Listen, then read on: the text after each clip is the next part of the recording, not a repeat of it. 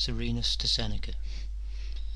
When I examine myself, Seneca, some vices appear on the surface, and so that I can lay my hands upon them, while others are less distinct and harder to reach, and some are not always present, but recur at intervals, and these I should call the most troublesome, being like a roving enemy that assails one when he sees his opportunity, and who will neither let one stand on one's guard as in war, nor yet take one's rest without fear as in peace. The position in which I find myself more especially, for why should I not tell you the truth as I would to a physician, is that of neither being thoroughly set free from the vices which I fear and hate, nor yet quite in bondage to them. My state of mind, though not the worst possible, is a particularly discontented and sulky one. I am neither ill nor well. It is of no use for you to tell me that all virtues are weakly at the outset, and that they acquire strength and solidity by time, for I am well aware that even those which do but help our outward show, such as grandeur, a reputation for eloquence, and everything that appeals to others, gain power by time. Both those which afford us real strength, and those which do but trick us out in a more attractive form, require long years before they gradually are adapted to us by time. But I fear that custom, which confirms most things, implants this vice more and more deeply in me. Long acquaintance with both good and bad people leads one to esteem them all alike. What this state of weakness really is, when the mind halts between two opinions without any strong inclination towards either good or evil, I shall be better able to show you piecemeal than all at once. I will tell you what befalls me. You must find out the name of the disease. I have to confess the greatest possible love of thrift. I do not care for a bed with gorgeous hangings, nor for clothes brought out of a chest, or pressed under weights and made glossy by frequent manglings, but for common and cheap ones, that require no care either to keep them or to put them on. For food I do not want what needs whole troops of servants to prepare it and admire it, nor what is ordered many days before and served up by many hands, but something handy and easily come at, with nothing far-fetched or costly about it, to be had in every part of the world, burdensome neither to one's fortune nor one's body, not likely to go out of the body by the same path by which it came in. I like a rough and unpolished home-bred servant. I like my servant born in my house. I like my country-bred father's heavy silver plate stamped with no maker's name. I do not want a table that is beauteous with dappled spots, or known to all the town by the number of fashionable people to whom it has successively belonged, but one which stands merely for use, and which causes no guest's eye to dwell upon it with pleasure, or to kindle at it with envy. While I am well satisfied with this, I am reminded of the clothes of a certain schoolboy, dressed with no ordinary care and splendour, of slaves bedecked with gold, and a whole regiment of glittering attendants. I think of houses too, where one treads on precious stones, and where valuables lie about in every corner, where the very roof is brilliantly painted, and a whole nation attends and accompanies an inheritance on the road to ruin. What shall I say of waters, transparent to the very bottom, which flow round the guests, and banquets worthy of the theatre in which they take place? Coming as I do from a long course of dull thrift, I find myself surrounded by the most brilliant luxury, which echoes around me on every side. My sight becomes a little dazzled by it. I can lift up my heart against it more easily than my eyes. When I return from seeing it, I am a sadder, though not a worse man. I cannot walk amid my own paltry possessions with so lofty a step as before, and silently there steals over me a feeling of vexation and a doubt whether that way of life may not be better than mine. None of these things alter my principles, yet all of them disturb me. At one time I would obey the maxims of our school and plunge into public life. I would obtain office and become consul, not because the purple robe and lictor's axes attract me, but in order that I may be able to be of use to my friends, my relatives, to all my countrymen, and indeed to all mankind. Ready and determined, I follow the advice of Zeno, Clems, and Chrysippus, all of whom bid one take part in public affairs, though none of them ever did so himself, and then, as soon as something disturbs my mind, which is not used to receiving shocks, as soon as something occurs which is either disgraceful, such as often occurs in all men's lives, or which does not proceed quite easily, or when subjects of very little importance require me to devote a great deal of time to them, I go back to my life of leisure, and, just as even tired cattle go faster when they are going home, I wish to retire and pass my life within the walls of my house. No one, I say, that will give me no compensation worth such a loss shall ever rob me of a day. Let my mind be contained within itself and improve itself. Let it take no part with other men's affairs, and do nothing which depends on the approval of others. Let me enjoy a tranquillity undisturbed by either public or private troubles. But whenever my spirit is roused by reading some brave words, or some noble example spurs me into action, I want to rush into the law courts, to place my voice at one man's disposal, my services at another's, and to try to help him, even though I may not succeed, or to quell the pride of some lawyer who is puffed up by ill-deserved success. But I think, by Hercules, that in philosophical speculation it is better to view things as they are, and to speak of them on our own account. And as for words, to trust to things for them, and to let one's speech simply follow whither they lead. Why do you want to construct a fabric that will endure for ages? Do you not wish to do this in order that posterity may talk of you? Yet you were born to die, and a silent death is the least wretched. Write something, therefore, in a simple style, merely to pass the time, for your own use, and not for publication. Less labour is needed when one does not look beyond the present. Then again, when the mind is elevated by the greatness of its thoughts, it becomes ostentatious in its use of words. The loftier its aspirations, the more loftily it desires to express them, and its speech rises to the dignity of its subject. At such times I forget my mild and moderate determination, and soar higher than is my wont, using a language that is not my own. Not to multiply examples, I am in all things attended by this weakness of a well-meaning mind, to whose level I fear that I shall be gradually brought down, or what is even more worrying, that I may always hang as though about to fall, and that there may be more the matter with me than I myself perceive. For we take a friendly view of our own private affairs, and partiality always obscures our judgment. I fancy that many men would have arrived at wisdom had they not believed themselves to have arrived there already, had they not purposely deceived themselves as to some parts of their character, and passed by others with their eyes shut. For you have no grounds for supposing that other people's flattery is more ruinous to us than our own. Who dares to tell himself the truth? Who is there, by however large a troop of caressing courtiers he may be surrounded, who in spite of them is not his own greatest flatterer? I beg you, therefore, if you have any remedy by which you could stop this vacillation of mine, to deem me worthy to owe my peace of mind to you. I am well aware that these oscillations of mind are not perilous, and that they threaten me with no serious disorder. To express what I complain of by an exact simile, I am not suffering from a storm, but from seasickness. Take from me, then, this evil, whatever it may be, and help one who is in distress within sight of land. Chapter 2.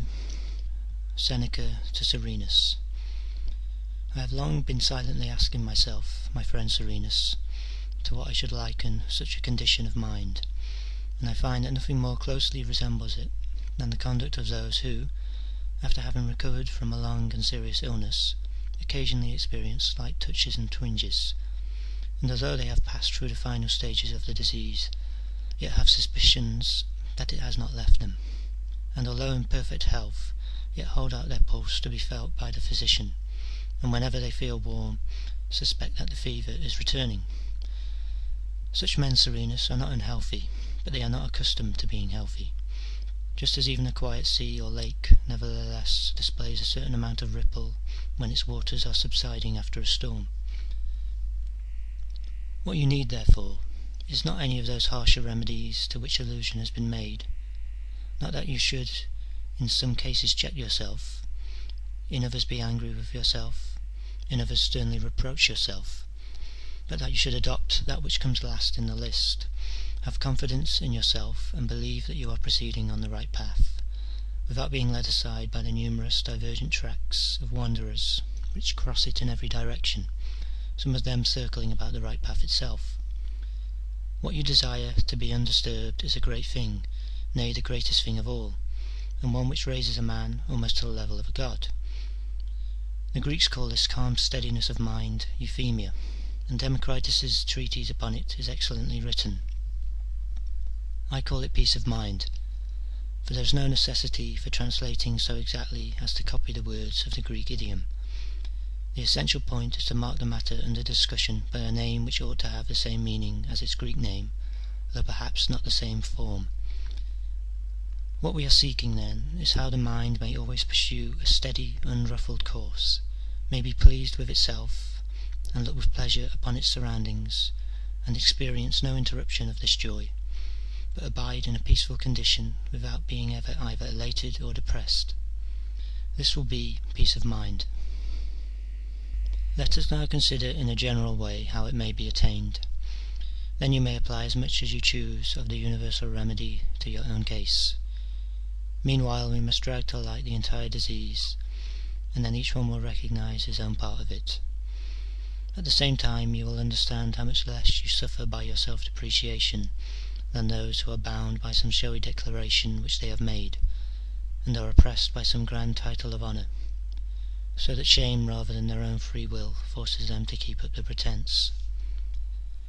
The same thing applies both to those who suffer from fickleness and continual changes of purpose, who always are fondest of what they have given up, and those who merely yawn and dawdle. Add to these those who, like bad sleepers, turn from side to side, and settle themselves first in one manner and then in another, until at last they find rest through sheer weariness. In forming the habits of their lives they often end by adopting some to which they are not kept by any dislike of change, but in the practice of which old age, which is slow to alter, has caught them living. Add also those who are by no means fickle, yet who must thank their dullness, not their consistency, for being so, and who go on living not in the way they wish, but in the way they have begun to live. There are other special forms of this disease without number, but it has but one effect, that of making people dissatisfied with themselves. This arises from a distemperature of mind, and from desires which one is afraid to express or unable to fulfil, when men either dare not attempt as much as they wish to do, or fail in their efforts and depend entirely upon hope. Such people are always fickle and changeable, which is a necessary consequence of living in a state of suspense. They take any way to arrive at their ends, and teach and force themselves to use both dishonourable and difficult means to do so that when their toil has been in vain, they are made wretched by the disgrace of failure, and do not regret having longed for what was wrong, but having longed for it in vain. They then begin to feel sorry for what they have done, and afraid to begin again, and their mind falls by degrees into a state of endless vacillation, because they can neither command nor obey their passions, of hesitation because their life cannot properly develop itself, and of decay as the mind becomes stupefied by disappointments. All these symptoms become aggravated when their dislike of a laborious misery has driven them to idleness and to secret studies, which are unendurable to a mind eager to take part in public affairs, desirous of action and naturally restless, because of course it finds too few resources within itself. When therefore it loses the amusement which business itself affords to busy men, it cannot endure home, loneliness, or the walls of a room, and regards itself with dislike when left to itself. Hence arises that weariness and dissatisfaction with oneself, that tossing to and fro of a mind which can nowhere find rest, that unhappy and unwilling endurance of enforced leisure. In all cases where one feels ashamed to confess the real cause of one's suffering, and where modesty leads one to drive one's sufferings inward, the desires pent up in a little space without any vent choke one another. Hence comes melancholy and drooping of spirit, and 1,000 waverings of the unsteadfast mind, which is held in suspense by unfulfilled hopes, and saddened by disappointed ones. Hence comes the state of mind of those who loathe their idleness, complain that they have nothing to do, and view the progress of others with the bitterest jealousy. For an unhappy sloth favours the growth of envy, and men who cannot succeed themselves wish every one else to be ruined. This dislike of other men's progress and despair of one's own produces a mind angered against fortune, addicted to complaining of the age in which it lives, to retiring into corners and brooding over its misery, until it becomes sick and weary of itself. For the human mind is naturally nimble and apt at movement. It delights in every opportunity of excitement and forgetfulness of itself, and the worse a man's disposition, the more he delights in this, because he likes to wear himself out with busy action. Just as some sores long for the hands that injure them, and delight in being touched, and the foul itch enjoys anything that scratches it. Similarly, I assure you that those minds over which desires have spread, like evil ulcers, take pleasure in toils and troubles, for there are some things which please our body, while at the same time they give it a certain amount of pain, such as turning oneself over and changing one's side before it is wearied, or cooling oneself in one position after another. It is like Homer's Achilles, lying first upon its face, then upon its back, placing itself in various attitudes, and as sick people are wont, enduring none of them for long, and using changes as though they were remedies. Hence men undertake aimless wanderings, travel along distant shores, and at one time at sea, at another by land, try to soothe that fickleness of disposition which always is dissatisfied with the present. Now let us make for Campania. Now I am sick of rich cultivation. Let us see wild regions. Let us thread the passes of Brutili and Lucania. Yet amid this wilderness one finds something of beauty to relieve our pampered eyes after so long dwelling on savage wastes. Let us seek Tarentum with its famous harbour, its mild winter climate, and its district rich enough to support even the great hordes of ancient times. Let us now return to town. Our ears have too long missed its shouts and noise. It would be pleasant also to enjoy the sight of human bloodshed. Thus one journey succeeds another, and one sight is changed for another, as Lucius says, thus every mortal from himself doth flee. But what does he gain by so doing, if he does not escape from himself? He follows himself and weighs himself down by his own most burdensome companionship. We must understand, therefore, that what we suffer from is not the fault of the places, but of ourselves. We are weak when there is anything to be endured, and cannot support either labour or pleasure, either one's own business or any one else's for long. This has driven some men to death, because by frequently altering their purpose they were always brought back to the same point, and had left themselves no room for anything new. They have become sick of life and of the world itself, and as all indulgences palled upon them, they begin to ask themselves the question, how long are we to go on doing the same thing? End of chapters 1 and 2.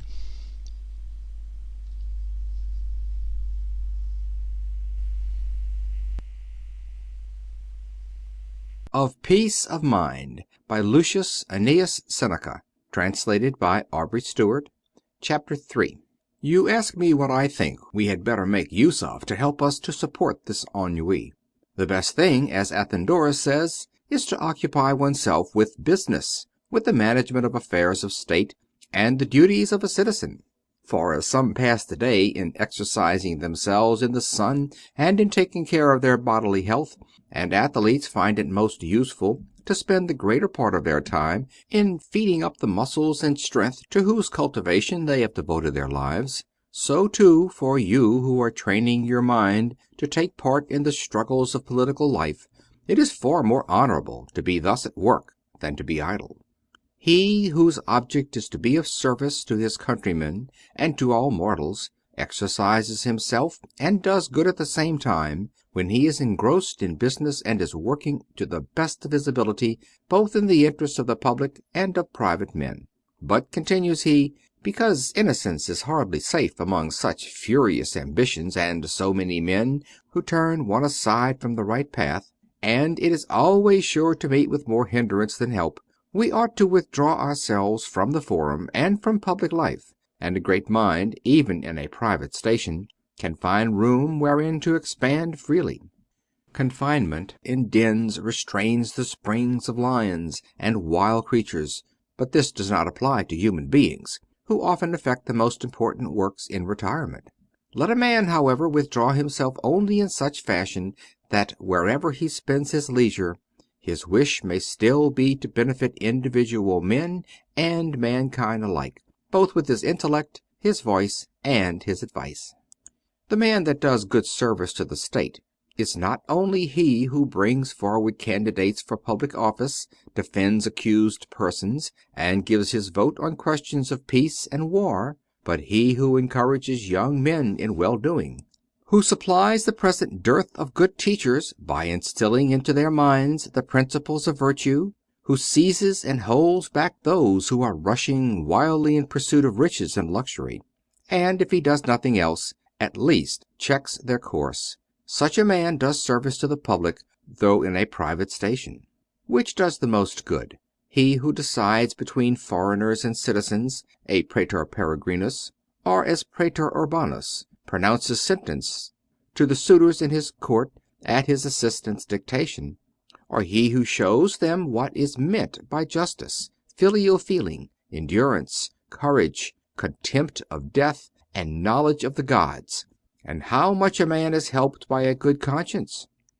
If, then, you transfer to philosophy the time which you take away from the public service, you will not be a deserter, or have refused to perform your proper task. A soldier is not merely one who stands in the ranks and defends the right or the left wing of the army, but he also who guards the gates, a service which, though less dangerous, is no sinecure, who keeps watch and takes charge of the arsenal. Though all these are bloodless duties, yet they count as military service. As soon as you have devoted yourself to philosophy, you will have overcome all disgust at life. You will not wish for darkness because you are weary of the light, nor will you be a trouble to yourself and useless to others. You will acquire many friends, and all the best men will be attracted towards you. For virtue, in however obscure a position, cannot be hidden, but gives signs of its presence. Anyone who is worthy will trace it out by its footsteps. But if we give up all society, turn our backs upon the whole human race, and live communing with ourselves alone, this solitude, without any interesting occupation, will lead to a want of something to do. We shall begin to build up and to pull down, to dam out the sea, to cause waters to flow through natural obstacles, and generally to make a bad disposal of the time which nature has given us to spend. Some of us use it grudgingly, others wastefully. Some of us spend it so that we can show a profit and loss account, others so that they have no assets remaining, than which nothing can be more shameful. Often a man who is very old in years has nothing beyond his age by which he can prove that he has lived a long time. Chapter 4. To me, my dearest Serenus, Athenodorus seems to have yielded too completely to the times, to have fled too soon. I will not deny that sometimes one must retire, but one ought to retire slowly, at a foot's pace, without losing one's ensigns or one's honor as a soldier.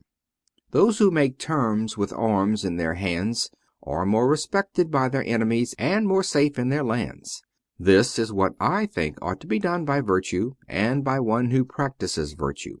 If fortune get the upper hand, and deprive him of the power of action, let him not straightway turn his back to the enemy, throw away his arms, and run away seeking for a hiding place, as if there were any place whither fortune could not pursue him. But let him be more sparing in his acceptance of public office, and after due deliberation discover some means by which he can be of use to the state. He is not able to serve in the army? Then let him become a candidate for civic honors. Must he live in a private station? Then let him be an advocate. Is he condemned to keep silence? Then let him help his countrymen with silent counsel.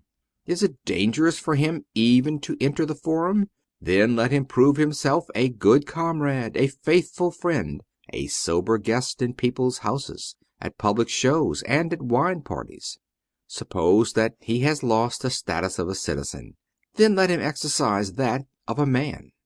Our reason for magnanimously refusing to confine ourselves within the walls of one city, for having gone forth to enjoy intercourse with all lands, and for professing ourselves to be citizens of the world, is that we may thus obtain a wider theatre on which to display our virtue. Is the bench of judges closed to you? Are you forbidden to address the people from the hustings, or to be a candidate at elections? Then turn your eyes away from Rome, and see what a wide extent of territory, what a number of nations present themselves before you.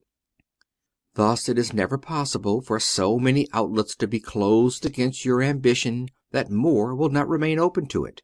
But see whether the whole prohibition does not arise from your own fault. You do not choose to direct the affairs of the state, except as consul, or prytanis, or medix, or suffes. What should we say if you refuse to serve in the army, save as general or military tribune? Even though others may form the first line, and your lot may have placed you among the veterans of the third, do your duty there with your voice, encouragement, example, and spirit. Even though a man's hands be cut off, he may find means to help his side in a battle, if he stands his ground and cheers on his comrades.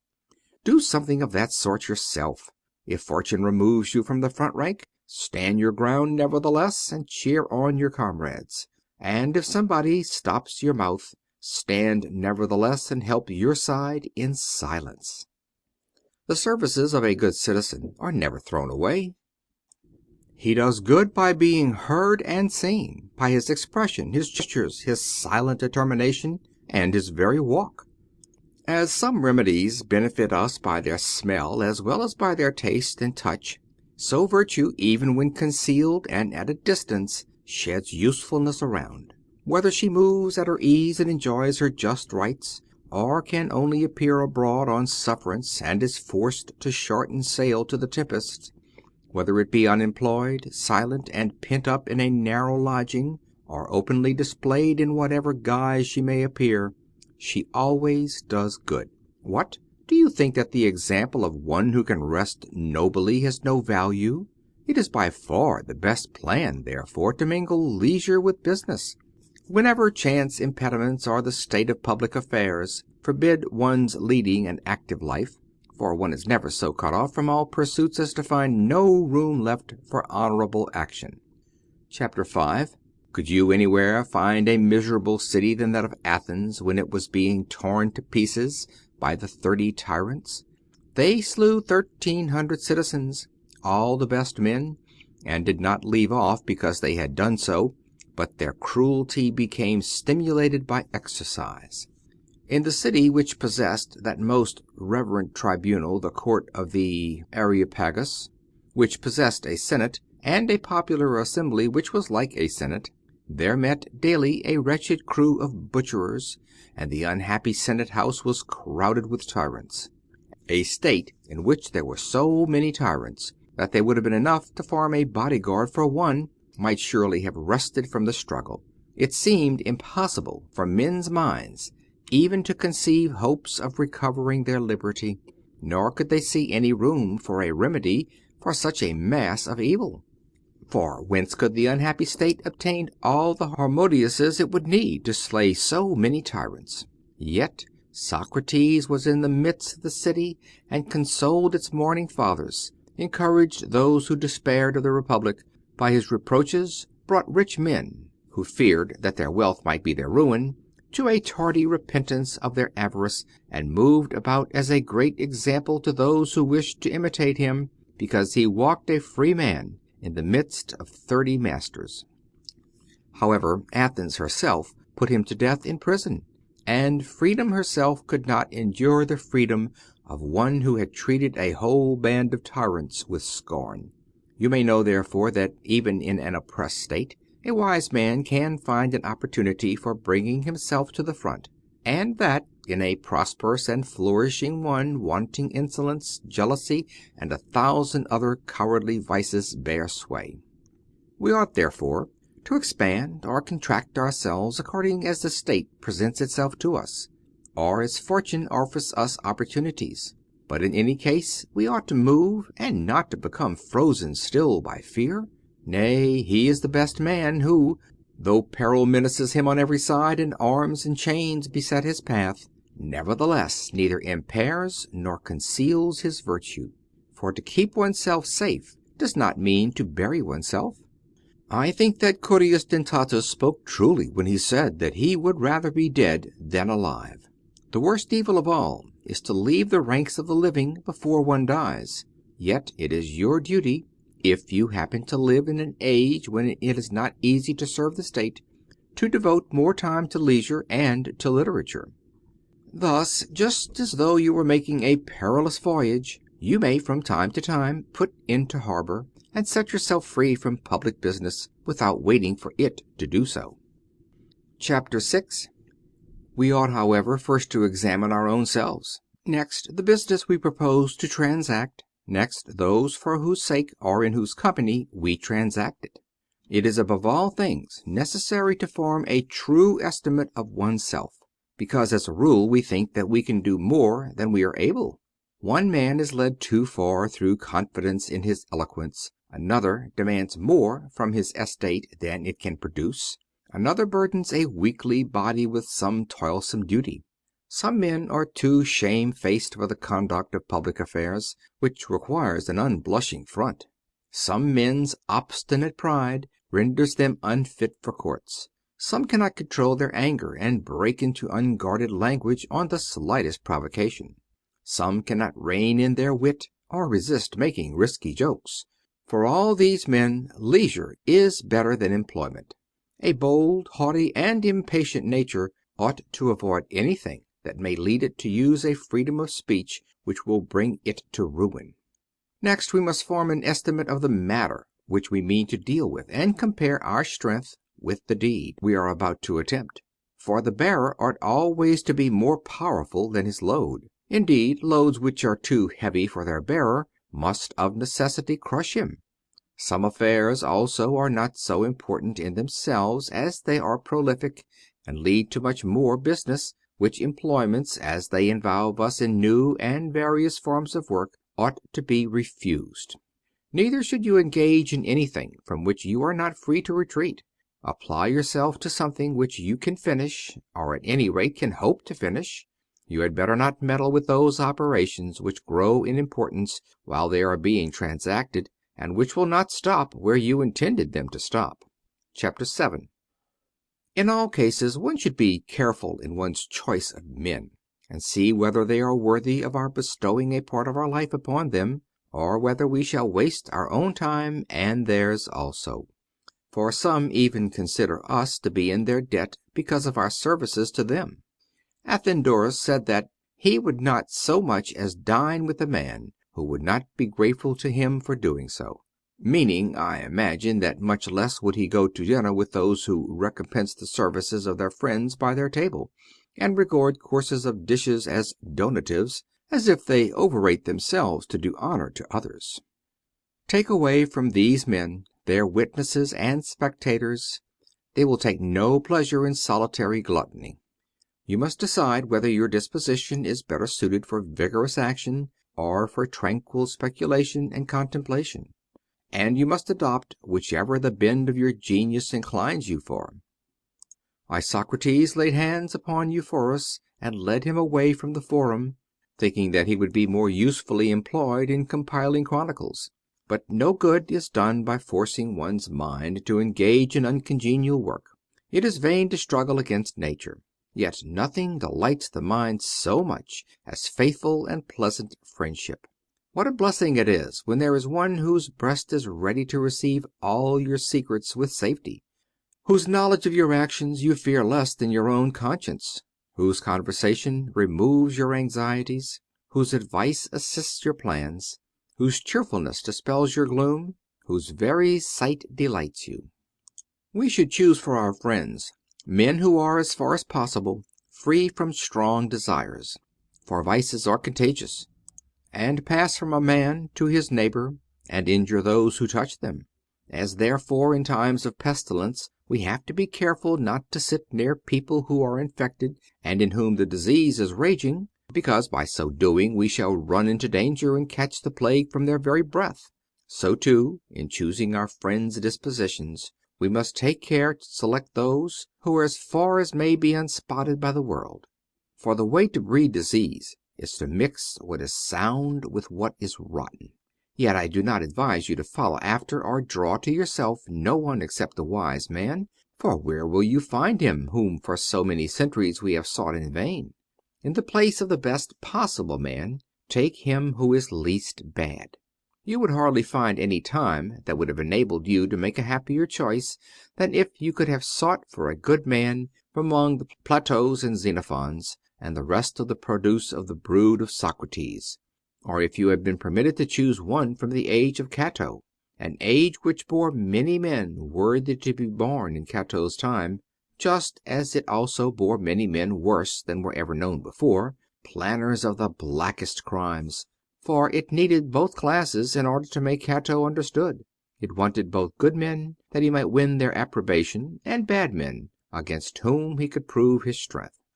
But at the present day, when there is such a dearth of good men, you must be less squeamish in your choice. Above all, however, avoid dismal men who grumble at whatever happens, and find something to complain of in everything. Though he may continue loyal and friendly towards you, still one's peace of mind is destroyed by a comrade whose mind is soured, and who meets every incident with a groan. End of chapters 3, 4, 5, 6, and 7.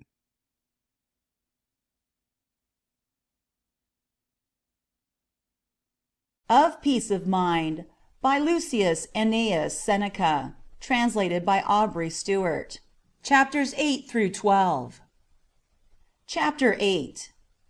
Let us now pass on to the consideration of property, that most fertile source of human sorrows. For if you compare all the other ills from which we suffer, deaths, sicknesses, fears, regrets, endurance of pains and labors, with those miseries which our money inflicts upon us, the latter will far outweigh all the others. Reflect, then, how much less a grief it is never to have had any money than to have lost it. We shall thus understand that the less poverty has to lose, the less torment it has with which to inflict us. For you are mistaken if you suppose that the rich bear their losses with greater spirit than the poor. A wound causes the same amount of pain to the greatest and the smallest body. It was a neat saying of Bion's, that it hurts bald men as much as hairy men to have their hairs pulled out. You may be assured that the same thing is true of rich and poor people, that their suffering is equal, for their money clings to both classes and cannot be torn away without their feeling it. Yet it is more endurable, as I have said, and easier not to gain property than to lose it, and therefore you will find that those upon whom fortune has never smiled are more cheerful than those whom she has deserted. Diogenes, a man of infinite spirit, perceived this, and made it impossible that anything should be taken away from him. Call this security from loss, poverty, want, necessity, or any contemptuous name you please. I shall consider such a man to be happy, unless you find me another who can lose nothing. If I am not mistaken, it is a royal attribute among so many misers, sharpers, and robbers, to be the one man who cannot be injured. If anyone doubts the happiness of Diogenes, he would doubt whether the position of the immortal gods was one of sufficient happiness, because they have no farms or gardens, no valuable estates let to strange tenants, and no large loans in the money market. Are you not ashamed of yourself, you who gaze upon riches with astonished admiration? Look upon the universe. You will see the gods quite bare of property, and possessing nothing though they give everything. Do you think that this man who has stripped himself of all fortuitous accessories is a pauper, or one like to the immortal gods? Do you call Demetrius, Pompeius's freedman, a happier man, he who was not ashamed to be richer than Pompeius, who was daily furnished with a list of the number of his slaves, as a general is with that of his army, though he had long deserved that all his riches should consist of a pair of underlings, and a roomier cell than the other slaves? But Diogenes' only slave ran away from him, and when he was pointed out to Diogenes, he did not think him worth fetching back. "It is a shame," he said, "that Manes should be able to live without Diogenes, and that Diogenes should not be able to live without Manes." He seems to me to have said, "Fortune, mind your own business. Diogenes has nothing left that belongs to you. Did my slave run away? Nay, he went away from me as a free man." A household of slaves requires food and clothing. The bellies of so many hungry creatures have to be filled. We must buy raiment for them. We must watch their most thievish hands, and we must make use of the services of people who weep and execrate us. How far happier is he who is indebted to no man for anything except what he can deprive himself of with the greatest of ease? Since we, however, have not such strength of mind as this, we ought at any rate to diminish the extent of our property, in order to be less exposed to the assaults of fortune. Those men whose bodies can be within the shelter of their armor are more fitted for war than those whose huge size everywhere extends beyond it and exposes them to wounds. The best amount of property to have is that which is enough to keep us from poverty, and which yet is not far removed from it. Chapter 9. We shall be pleased with this measure of wealth, if we have previously taken pleasure in thrift, without which no riches are sufficient, and with which none are insufficient, especially as the remedy is always at hand, and poverty itself, by calling in the aid of thrift, can convert itself into riches. Let us accustom ourselves to set aside mere outward show, and to measure things by their uses, not by their ornamental trappings.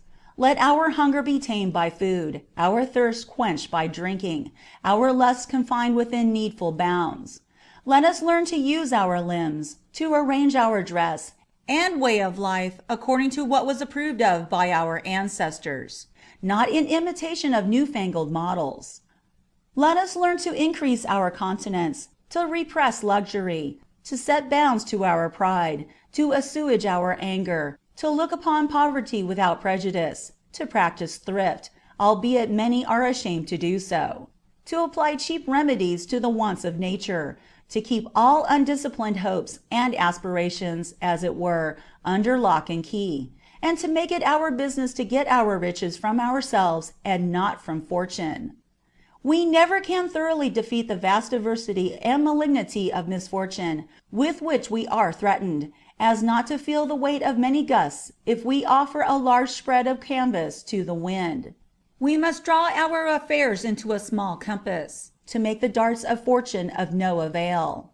For this reason, sometimes slight mishaps have turned into remedies, and more serious disorders have been healed by slighter ones.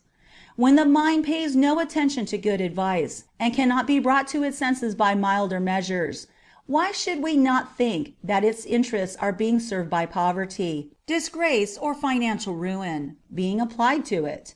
One evil is balanced by another.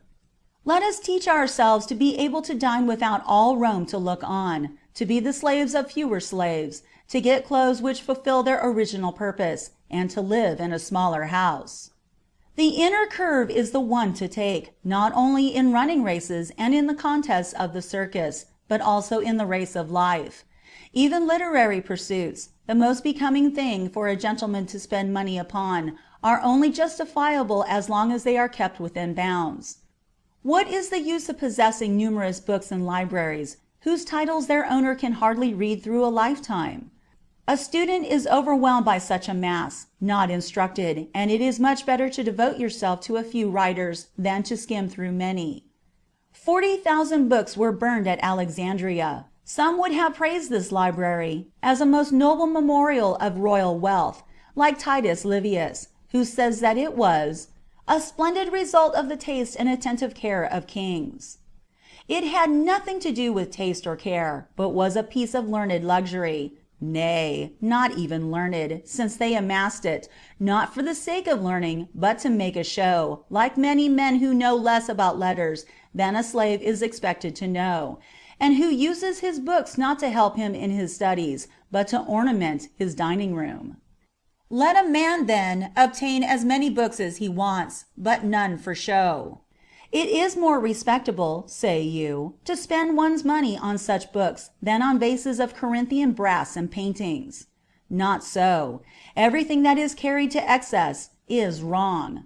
What excuses can you find for a man who is eager to buy bookcases of ivory and citrus wood, to collect the works of unknown or discredited authors, and who sits yawning amid so many thousands of books, whose backs and titles please him more than any other part of them? Thus in the houses of the laziest men you will see the works of all the orators and historians stacked up upon bookshelves reaching right up to the ceiling. At the present day a library has become as necessary an appendage to a house as a hot and cold bath. I would excuse them straight away if they really were carried away by an excessive zeal for literature. But as it is, these costly works of sacred genius, with all the illustrations that adorn them, are merely bought for display and to serve as wall furniture. Chapter 10. Suppose, however, that your life has become full of trouble, and without knowing what you are doing, you have fallen into a snare which either public or private fortune has set for you, and that you can neither untie it nor break it. Then remember that fettered men suffer much at first from the burdens and clogs upon their legs. Afterwards, when they have made up their minds not to fret themselves about them, but to endure them, necessity teaches them to bear them bravely, and habit to bear them easily. In every station of life you will find amusements, relaxations, and enjoyments. That is, provided you will be willing to make light of evils rather than to hate them. Knowing to what sorrows we were born, there is nothing for which nature more deserves our thanks than for having invented habit as an alleviation of misfortune, which soon accustoms us to the severest evils. No one could hold out against misfortune if it permanently exercised the same force as at its first onset. We are all chained to fortune. Some men's chain is loose and made of gold, that of others is tight and of meaner metal. But what difference does this make? We are all included in the same captivity, and even those who have bound us are bound themselves, unless you think that a chain on the left side is lighter to bear. One man may be bound by public office, another by wealth. Some have to bear the weight of illustrious, some of humble birth. Some are subject to the command of others, some only to their own. Some are kept in one place by being banished thither, others by being elected to the priesthood. All life is slavery. Let each man therefore reconcile himself to his lot, complain of it as little as possible, and lay hold of whatever good lies within his reach. No condition can be so wretched that an impartial mind can find no compensations in it. Small sites, if ingeniously divided, may be made use of for many different purposes, and arrangement will render ever so narrow a room habitable. Call good sense to your aid against difficulties. It is possible to soften what is harsh, to widen what is too narrow, and to make heavy burdens press less severely upon one who bears them skillfully. Moreover, we ought not to allow our desires to wander far afield, but we must make them confine themselves to our immediate neighborhood, since they will not endure to be altogether locked up. We must leave alone things which either cannot come to pass, or can only be effected with difficulty, and allow after such things as are near at hand and within reach of our hopes, always remembering that all things are equally unimportant, and that though they have a different outward appearance, they are all alike empty within. Neither let us envy those who are in high places. The heights which look lofty to us are steep and rugged. Again, those whom unkind fate has placed in critical situations will be safer if they show as little pride in their proud position as may be, and do all they are able to bring down their fortunes to the level of other men's. There are many who must needs cling to their high pinnacle of power, because they cannot descend from it save by falling headlong. Yet they assure us that their greatest burden is being obliged to be burdensome to others, and that they are nailed to their lofty post rather than raised to it. Let them, by dispensing justice, clemency, and kindness with an open and liberal hand, provide themselves with assistance to break their fall, and looking forward to this maintain their position more hopefully. Yet nothing sets us free from these alternations of hope and fear so well as always fixing some limit to our successes, and not allowing fortune to choose when to stop our career, but to halt of our own accord long before we apparently need do so. By acting thus, certain desires will rouse up our spirits, and yet being confined within bounds, will lead us not to embark on vast and vague enterprises. Chapter 11. These remarks of mine apply only to imperfect, commonplace, and unsound natures, not to the wise man, who needs not to walk with timid and cautious gait. For he has such confidence in himself that he does not hesitate to go directly in the teeth of fortune, and never will give way to her. Nor indeed has he any reason for fearing her, for he counts not only chattels, property, and high office, but even his body, his eyes, his hands, and everything whose use makes life dearer to us, nay, even his very self, to be things whose possession is uncertain. He lives as though he had borrowed them, and is ready to return them cheerfully whenever they are claimed.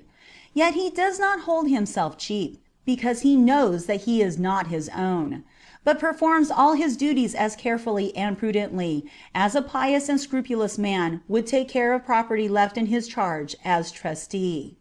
When he is bidden to give them up, he will not complain of fortune, but will say, "I thank you for what I have had possession of.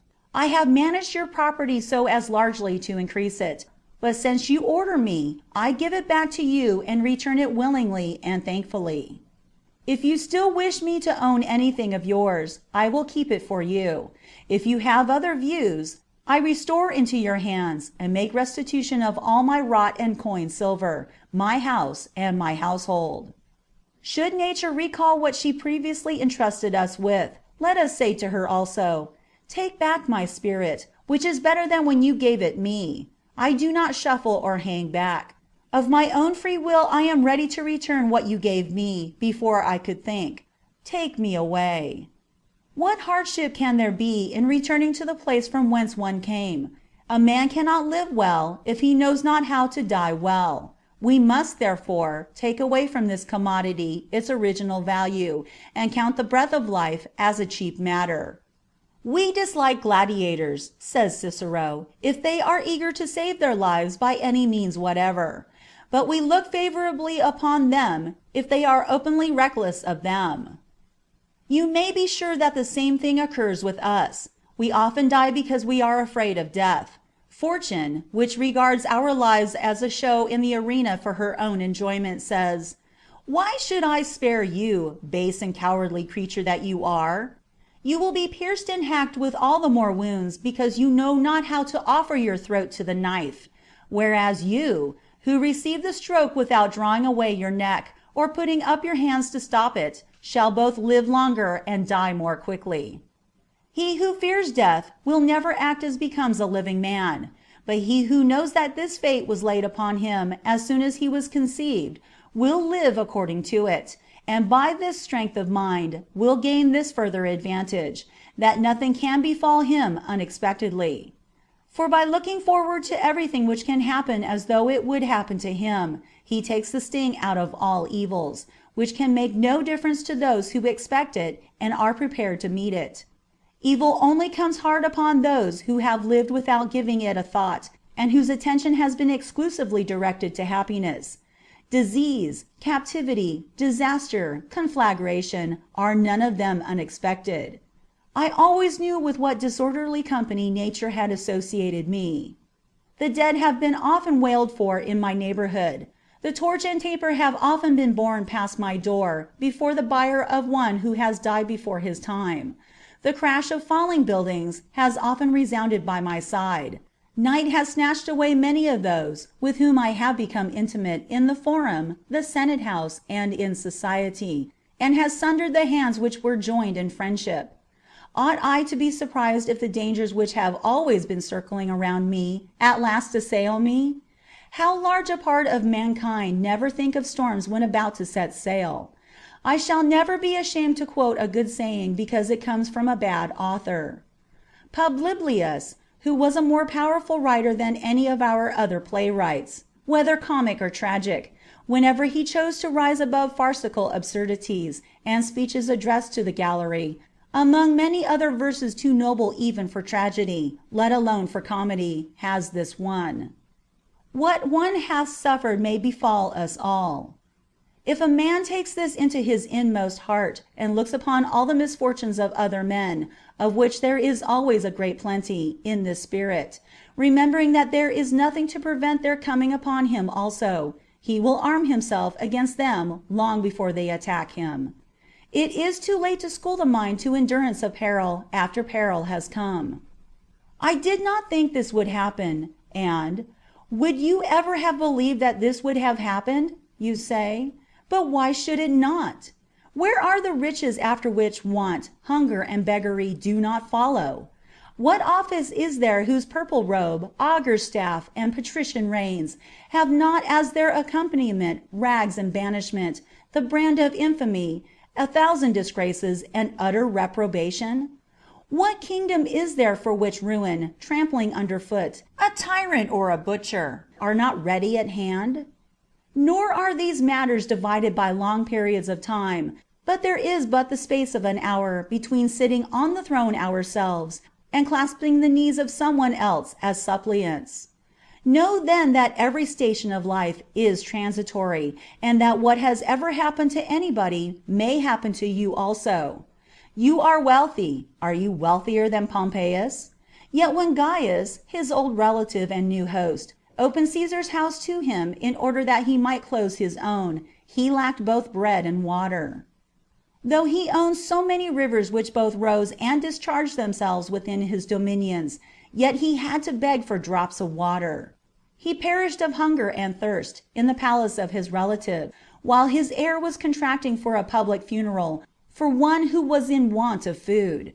You have filled public offices. Were they either as important, as unlooked for, or as all-embracing as those of Sejanus? Yet on the day on which the Senate disgraced him, the people tore him to pieces. The executioner could find no part large enough to drag to the Tiber, of one upon whom gods and men had showered all that could be given to man. You are a king. I will not bid you to go to Croesus for an example. He who while yet alive saw his funeral pyre both lighted and extinguished, being made to outlive not only his kingdom, but even his own death, nor to Jugurtha, whom the people of Rome beheld as a captive within the year in which they had feared him. We have seen Ptolemaeus, king of Africa, and Mithridates, king of Armenia, under the charge of Gaius's guards. The former was sent into exile, the latter chose it in order to make his exile more honorable. Among such continual topsy-turvy changes, unless you expect that whatever can happen will happen to you, you give adversity power against you, a power which can be destroyed by anyone who looks at it beforehand. Chapter 12. The next point to these will be to take care that we do not labor for what is vain, or labor in vain. That is to say, neither to desire what we are not able to obtain, nor yet, having obtained our desire too late, and after much toil to discover the folly of our wishes. In other words, that our labor may not be without result, and that the result may not be unworthy of our labor. For as a rule, sadness arises from one of these two things, either from want of success, or from being ashamed of having succeeded. We must limit the running to and fro which men practice, rambling about houses, theaters, and marketplaces. They mind other men's business, and always seem as though they themselves had something to do. If you ask one of them as he comes out of his own door, "Whither are you going?" he will answer, "By Hercules, I do not know, but I shall see some people and do something." They wander purposely seeking for something to do, and do, not what they have made up their minds to do, but what has casually fallen in their way. They move uselessly and without any plan, just like ants crawling over bushes, which creep up to the top and then down to the bottom again without gaining anything. Many men spend their lives in exactly the same fashion, which one may call a state of restless indolence. You would pity some of them when you see them running as if their house was on fire. They actually jostle all whom they meet, and hurry along themselves and others with them, though all the while they are going to salute someone who will not return their greeting, or to attend the funeral of someone whom they did not know. They are going to hear the verdict on one who often goes to law, or to see the wedding of one who often gets married. They will follow a man's litter, and in some places will even carry it. Afterwards, returning home weary with idleness, they swear that they themselves do not know why they went out, or where they have been, and on the following day they will wander through the same round again. Let their work, therefore, have some purpose, and keep some object in view. These restless people are not made restless by labor, but are driven out of their minds by mistaken ideas. For even they do not put themselves in motion without any hope. They are excited by the outward appearance of something, and their crazy mind cannot see its futility. In the same way, every one of those who walk out to swell the crowd in the streets is led round the city by worthless and empty reasons.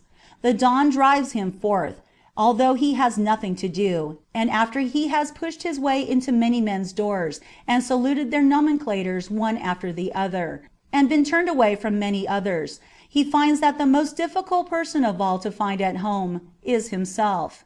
From this evil habit comes the worst of all vices, tale-bearing and prying into public and private secrets, and the knowledge of many things which is neither safe to tell nor safe to listen to.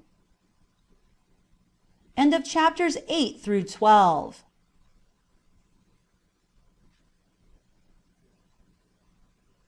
Of Peace of Mind by Lucius Annaeus Seneca, translated by Aubrey Stewart.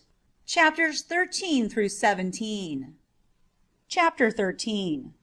It was, I imagine, following out of this principle that Democritus taught that he who would live at peace must not do much business either public or private, referring, of course, to unnecessary business.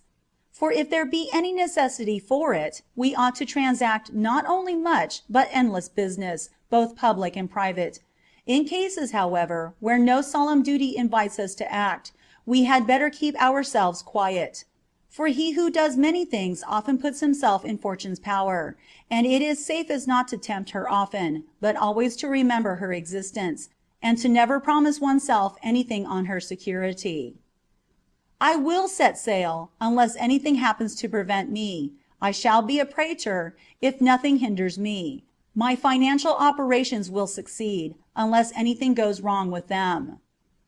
This is why we say that nothing befalls the wise man which he did not expect.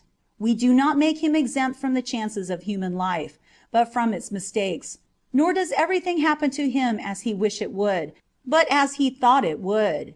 Now his first thought was that his purpose might meet with some resistance, and the pain of disappointed wishes must affect a man's mind less severely if he has not been at all events confident of success.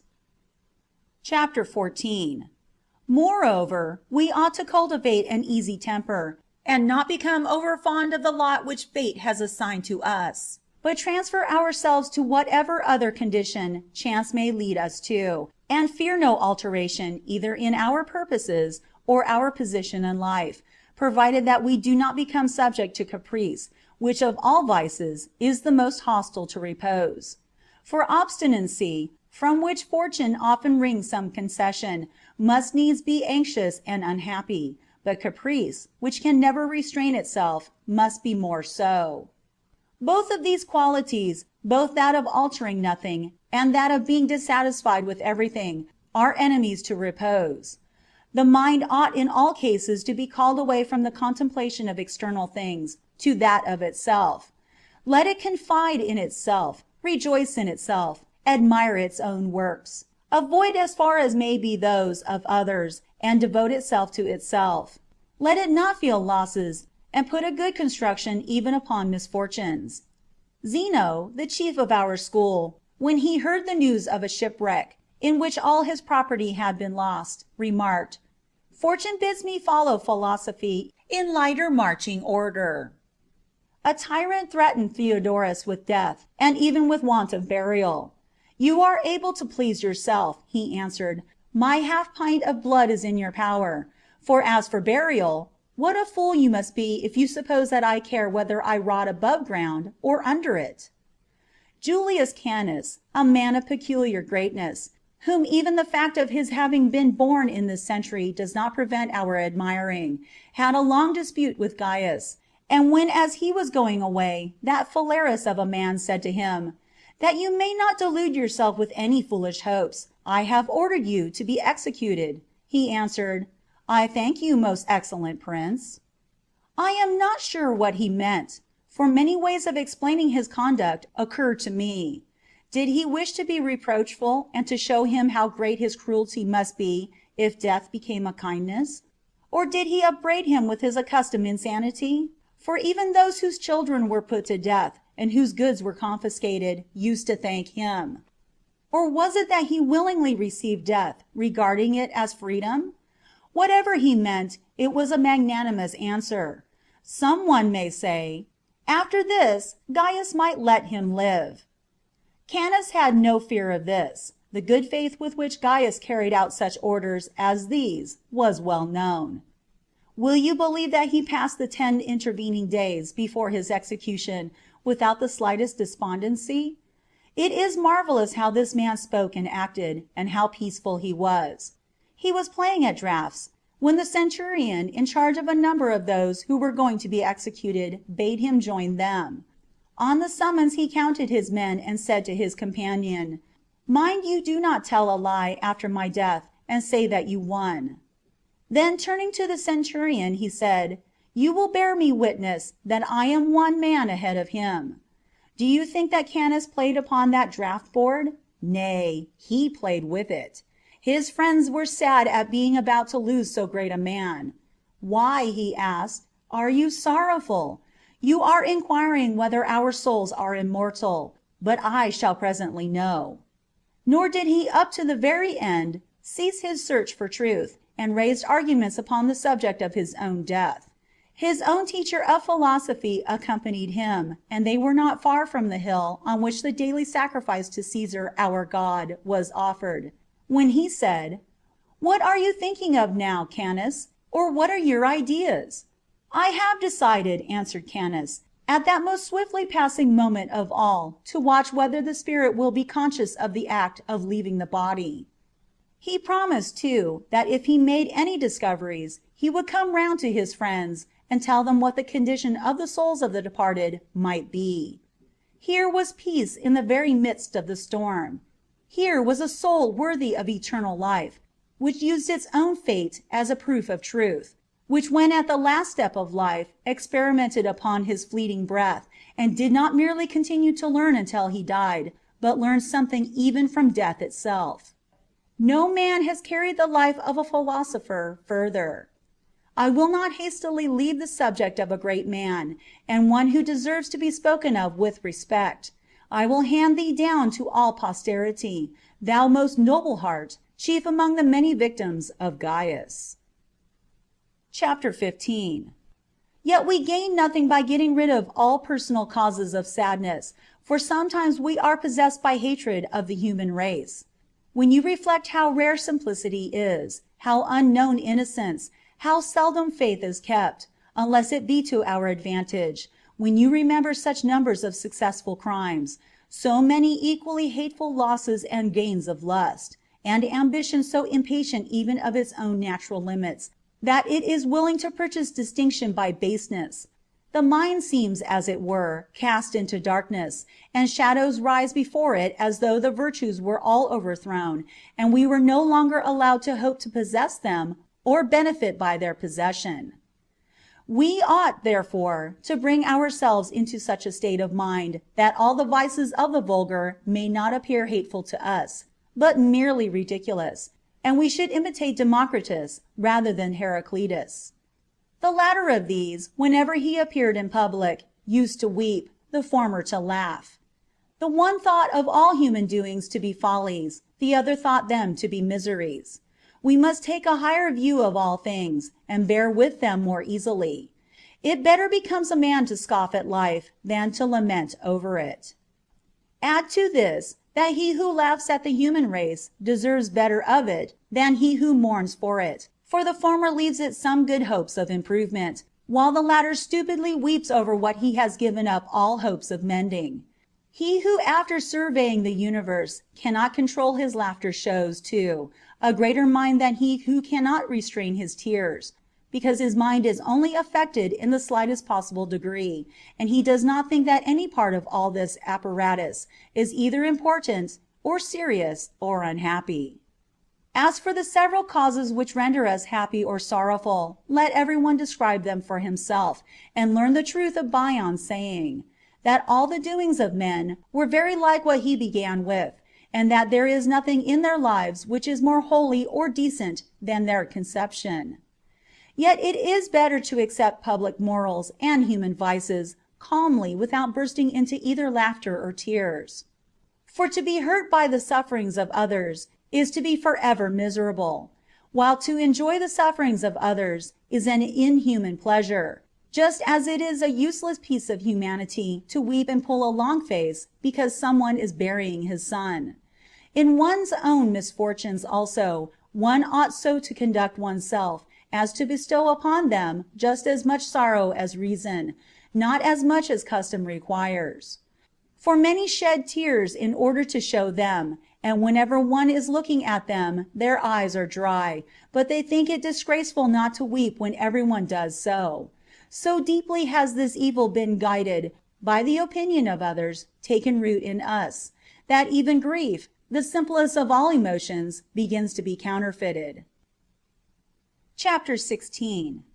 There comes now a part of our subject which is wont with good cause to make one sad and anxious. I mean when good men come to bad ends. When Socrates is forced to die in prison, Rutilius to live in exile, Pompeius and Cicero to offer their necks to the swords of their own followers, when the great Cato, that living image of virtue, falls upon his sword and rips up both himself and the republic, one cannot help being grieved that fortune should bestow her gifts so unjustly. What, too, can a good man hope to obtain when he sees the best of men meeting with the worst fates?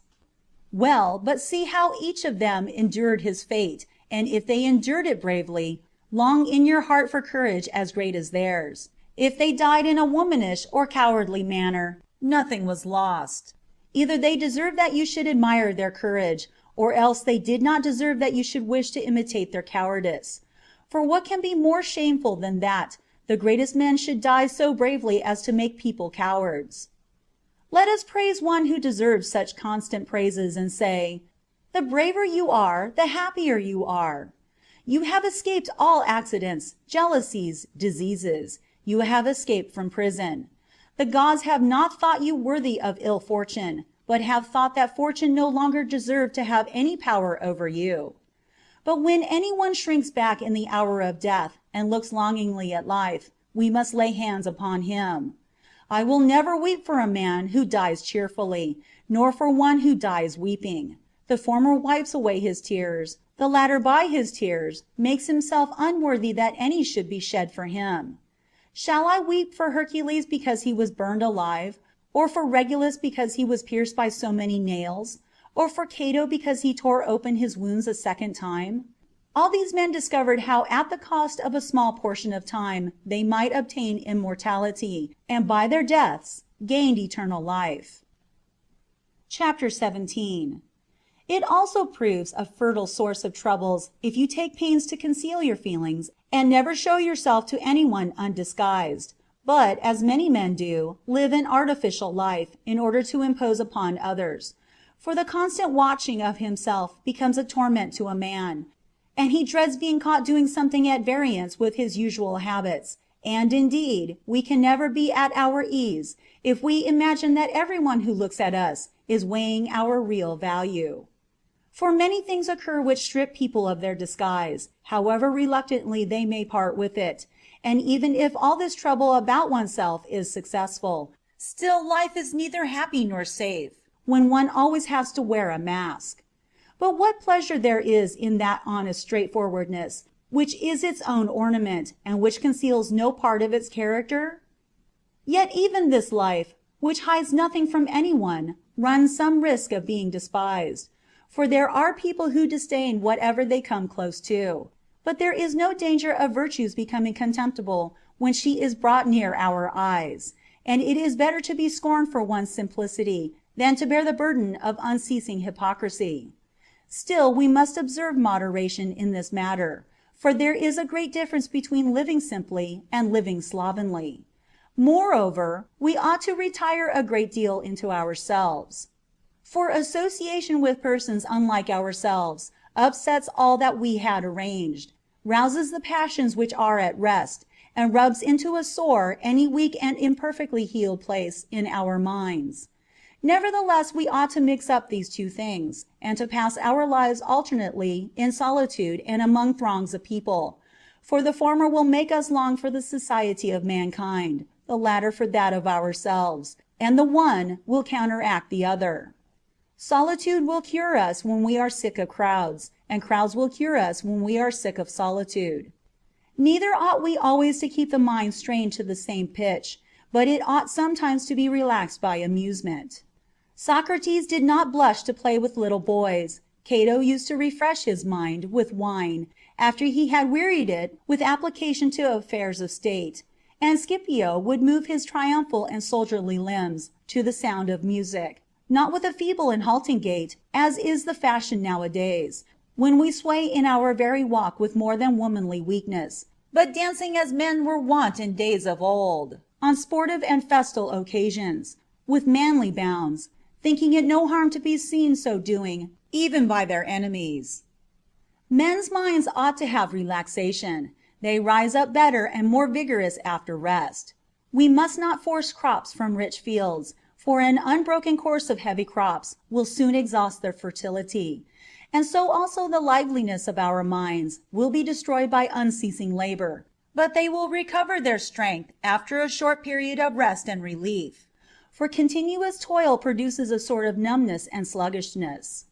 Men would not be so eager for this, if play and amusement did not possess natural attractions for them, although constant indulgence in them takes away all gravity and all strength from the mind. For sleep, also, is necessary for our refreshment, yet if you prolong it for days and nights together, it will become death. There is a great difference between slackening our hold of a thing and letting it go.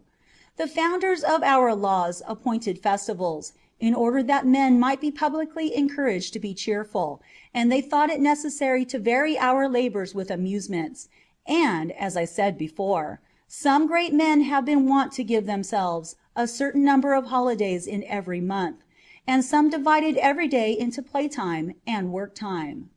Thus I remembered that great orator Asinius Pollio would not attend any business after the 10th hour. He would not even read letters after that time, for fear some new trouble should arise, but in those 2 hours used to get rid of the weariness which he had contracted during the whole day. Some rest in the middle of the day, reserve some light occupation for the afternoon. Our ancestors, too, forbade any new motion to be made in the Senate after the 10th hour. Soldiers divide their watches, and those who have returned from active service are allowed to sleep the whole night undisturbed. We must humor our minds and grant them rest from time to time, which acts upon them like food, and restores their strength. It does good also to take walks out of doors, that our spirits may be raised and refreshed by the open air and fresh breeze. Sometimes we gain strength by driving in a carriage, by travel, by change of air, or by social meals and a more generous allowance of wine. At times we ought to drink even to intoxication, not so as to drown, but merely to dip ourselves in wine, for wine washes away troubles and dislodges them from the depths of the mind, and acts as a remedy to sorrow as it does to some diseases. The inventor of wine is called Liber, not from the license which he gives to our tongues, but because he liberates the mind from the bondage of cares, and emancipates it, animates it, and renders it more daring in all that it attempts. Yet moderation is wholesome both in freedom and in wine. It is believed that Solon and Arcesilaus used to drink deep. Cato is reproached with drunkenness. But whoever casts this in his teeth will find it easier to turn his reproach into a commendation than to prove that Cato did anything wrong. However, we ought not to do it often, for fear the mind should contract evil habits, though it ought sometimes to be forced into frolic and frankness, and to cast off dull sobriety for a while. If we believe the Greek poet, it is sometimes pleasant to be mad. Again, Plato always knocked in vain at the door of poetry when he was sober, or, if we trust Aristotle, no great genius has ever been without a touch of insanity. The mind cannot use lofty language above that of the common herd unless it be excited. When it has spurned aside the commonplace environments of custom and rises sublime, instinct with sacred fire, then alone can it chant a song too grand for mortal lips. As long as it continues to dwell within itself, it cannot rise to any pitch of splendor. It must break away from the beaten track, and lash itself to frenzy, till it gnaws the curb and rushes away bearing its rider to heights whither it would fear to climb when alone. I have now, my beloved Serenus, given you an account of what things can preserve peace of mind, what things can restore it to us, what can arrest the vices which secretly undermine it. Yet be assured that none of these is strong enough to enable us to retain so fleeting a blessing, unless we watch over our vacillating mind with intense and unremitting care. End of chapters 13 through 17. End of Peace of Mind by Lucius Annaeus Seneca, translated by Aubrey Stewart.